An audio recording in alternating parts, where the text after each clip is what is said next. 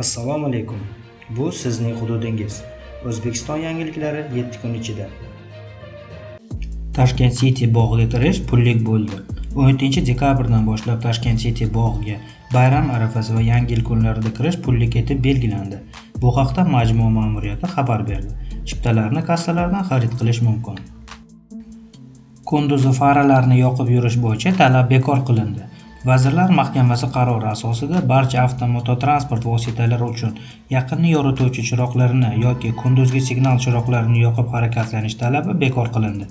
Mazkur talab faqatgina 6 ta holat bo'yicha majburiy etib belgilandi.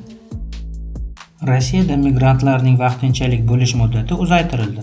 Koronavirus pandemiyasi bilan bog'liq vaziyat tufayli Rossiyada migrantlarning vaqtincha bo'lish muddati 2021-yil 15-iyungacha uzaytirildi deb xabar bermoqda RIA Novosti.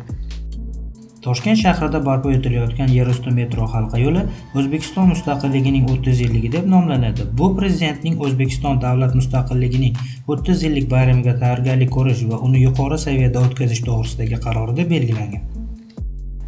Xitoyning Chang'e 5 apparati 44 yil ichida birinchi marta Oy tuprog'i namunalarini Yerga yetkazdi. Xitoyning Chang'e 5 avtomatik stansiyasi Oy yuzasidan yig'ib olingan tuproq namunalari solingan kapsulani Yerga yubordi deb yozadi Meduza. Mutaxassislar 300 kilogrammli kapsulani Ichki Mo'g'uliston Muxtor tumani hududidan topgan. Kapsula kelib tushgan joyga Xitoy bayrog'i o'rnatilgan.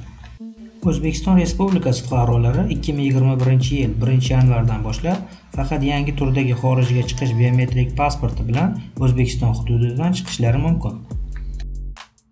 O'zbekistonda koronavirusga qarshi Xitoy vaksinasining sinovlari boshlandi. Xitoy vaksinasining O'zbekistondagi klinik sinovlari boshlandi deya xabar bermoqda Innovatsion rivojlanish vazirligi. Kadastr agentligi rahbarlarining 61% attestatsiyadan o'ta olmadi. Bu haqda Yer tuzish, geodeziya, kartografiya va davlat kadastri Telegramdagi rasmiy kanalda xabar berdi. Biz bilan bo'lganingiz uchun rahmat. Bizga a'zo bo'lishni, like bosishni hamda do'stlaringiz bilan bo'lishni unutmang. Har hafta O'zbekiston va dunyo yangiliklarini biz bilan kuzatib boring.